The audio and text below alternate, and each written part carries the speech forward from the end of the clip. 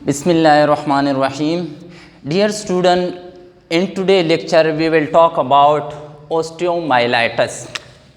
हम बात करेंगे ओस्टियोमाइलाइटिस की, इसके काजेज़ की और रूट ऑफ एंट्री क्या होती है ओस्टियोमाइलाइटिस में, कि बोन के अंदर इन्फेक्टिव एजेंट कैसे पहुंच जाता है।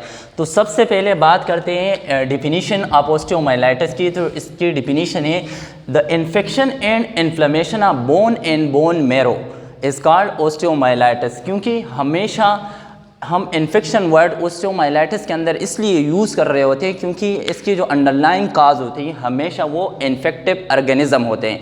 तो डिफिनीशन सिंपल है कि the infection and inflammation of bone and bone marrow is called osteomyelitis. अब बात करते हैं इसके काजेज़ के ऊपर। तो cause is always due to infective organism, यानी ओस्टियोमाइलाइटिस की जो काज होगा वो हमेशा इन्फेक्टिव ऑर्गेनिज्म होगा।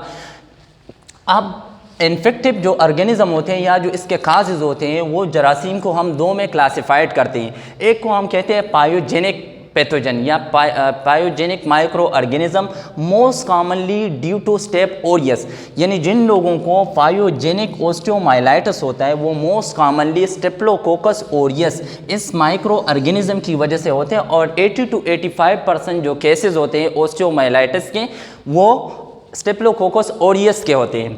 अगर हम नॉन फायोजेनिक काजेज़ की बात करते हैं या नॉन फायोजेनिक माइक्रो ऑर्गेनिज्म की बात करते हैं तो मोस्ट कॉमनली माइकोबैक्टीरियम ट्यूबरकुलोसिस, जो कि ट्यूबरकुलोसिस का काजेटिव एजेंट है, इसकी वजह से ओस्टियोमाइलाइटिस होते हैं और इसको हम काउंट करते हैं कि this is non pyogenic osteomyelitis. Remember what is fourth disease. Fourth disease हम उसको कहते हैं कि जब ओस्टियोमाइलाइटिस वर्टिब्रा के अंदर हो और उसके अंडरलाइंग काज माइकोबैक्टीरियम ट्यूबरकुलोसिस हो। Simple means when there is osteomyelitis involve the vertebral bone and the underlying cause is mycobacterium tuberculosis, the condition is called Fort's disease। एक और बात के अगर हम इसकी रूट ऑफ एंट्री की बात करते हैं तो सबसे पहले के जरासीम बोन में जो इतना टफ टिश्यू है सराउंड बाउंडे बाई प्रोटेक्टिंग लेयर, वहाँ पे जरासीम कैसे पहुँच जाते हैं। तो सबसे पहले हम बात करते हैं route of entry of pathogen into the bone. सबसे पहले जो मोस्ट कॉमन रूट है वो है हेमाटोजेनियस स्प्रेड, के ब्लड के अंदर इन्फेक्शन जरासीम दाखिल हो जाते हैं और वहाँ से फिर ब्लड के अंदर इनिशियली हम कहते हैं कि बैक्टीरियम एक कंडीशन होती है। लेट सपोज कि एक बैक्टीरिया ब्लड के अंदर दाखिल हो गया, उसकी मल्टीप्लिकेशन नहीं हो रही तो उस कंडीशन को हम कहते हैं बैक्टीरियमिया। अब जब उसकी मल्टीप्लिकेशन हो जाती है तो हम फिर टर्म यूज़ कर रहे होते हैं कि ब्लड के अंदर अब सिप्टिसीमिया है, कि सिस्टमिक ब्लड इन्फेक्शन हो गया। तो इस तरीके से जरासीम पहले ब्लड के अंदर दाखिल हो जाते हैं और आहिस्ता आहिस्ता क्योंकि बोन को भी रिच ब्लड सप्लाई होती है तो इस तरीके से वो बोन मैरो तक जो सॉफ्ट टिश्यू होती है वहाँ तक पहुँच जाते हैं। मोस्ट कॉमनली बच्चों के अंदर जो हेमाटोजेनियस स्प्रेड होते हैं कि ब्लड के अंदर जरासीम दाखिल हो जाते हैं, उनको ब्रोंकाइटिस हो जाते हैं या रेस्पिरेटरी ट्रैक्ट इन्फेक्शन हो जाते हैं, तो ब्लड के ज़रिए फिर जरासीम दाखिल होते हैं। मोस्ट कॉमनली बच्चों के अंदर जो रूट ऑफ एंट्री है वो हेमाटोजेनियस स्प्रेड है। In children most commonly involve which part of the bone, तो मेटापेसिस ऑफ द बोन। एडल्ट के अंदर जो मोस्ट कॉमनली ओस्टियोमाइलाइटिस प्रेजेंट होते हैं वो वर्टिब्रल बोन उसके अंदर इन्वॉल्व होते हैं। तो एक underlying cause route of entry की अगर हम बात करते हैं तो हेमाटोजेनियस स्प्रेड के ब्लड के ज़रिए बोन मैरो तक इन्फेक्शन या इन्फेक्टिव ऑर्गेनिज्म पहुंच जाता है। सेकंड नंबर काज की हम बात करते हैं direct extension from neighbouring soft tissue injury, means के जो बोन है उसके सराउंड में जो सॉफ्ट टिश्यू है अगर वहाँ पे इंजरी हो जाती है तो आहिस्ता आहिस्ता वो बोन तक इन्वॉल्व कर देते हैं। मीन के इनिशियल स्किन को, फिर मसल को, फिर सॉफ्ट टिश्यू को और आखिर में बोन उसके अंदर इन्वॉल्व हो जाती है।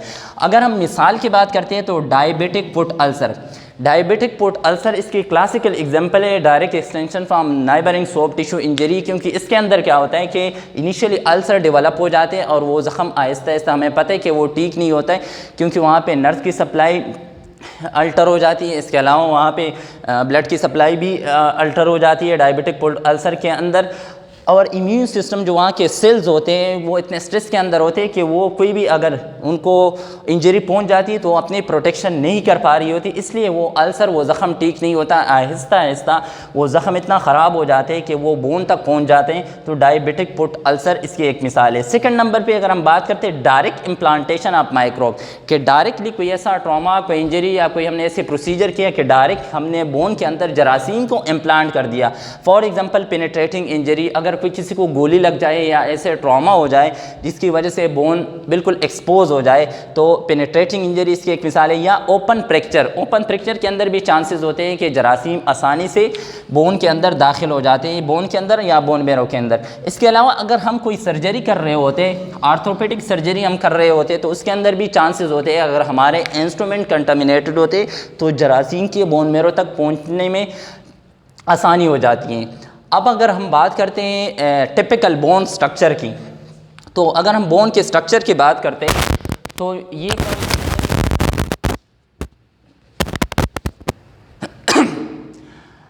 तो आज के इस लेक्चर के अंदर हमें डिफिनीशन क्लियर होने चाहिए कि ओस्टियोमाइलाइटिस क्या है, infection and inflammation of bone and bone marrow.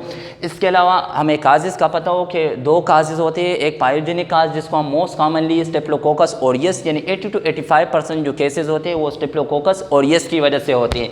अगर हम नॉन पायोजेनिक काज की बात करते हैं तो उसके अंदर मोस्ट कॉमनली माइकोबैक्टीरियम ट्यूबरकुलाई है। अगर माइकोबैक्टीरियम ट्यूबरकुलाई वर्टेब्रल बोन को इन्वॉल्व कर दे तो उसको हम कहते हैं कि दिस इज़ फोर्थ डिजीज़। बच्चों के अंदर अगर लेस देन 1 ईयर हो तो ओस्टियोमाइलाइटिस को हम लाइफ थ्रेटनिंग लेते हैं। इसके अलावा शुड बी ट्रीटेड एग्रेसिवली, और इसको एग्रेसिवली प्रॉम्प्टली ट्रीट करना चाहिए जो बच्चे होते हैं और उनकी उम्र 1 साल से कम होती है। और इनिशियली प्रोफाइलेटिक डॉक्टर ऐसे एंटीबायोटिक स्टार्ट करते हैं कि जो स्टेप्लोकोकस ओरियस ऑर्गेनिज्म को कवर कर रहे होते हैं, क्योंकि 80 to 85% केसेस इसके होते हैं।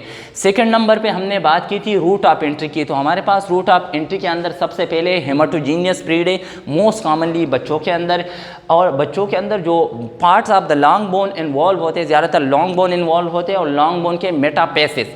इसके अलावा एडल्ट के अंदर osteomyelitis most commonly vertebral bone को इन्वॉल्व करते हैं। अगर दूसरे नंबर पे हम रूट ऑफ एंट्री की बात करते हैं तो वो direct extension from neighbouring soft tissue injury है कि लेट सपोज कहीं पर भी बोन है, अगर हम उस बोन के नियर बाय सॉफ्ट टिश्यू को डैमेज कर रहे होते हैं, इरिटेट कर रहे होते हैं, तो चांसेस होते हैं जरासीम के वहाँ तक पहुँचने के।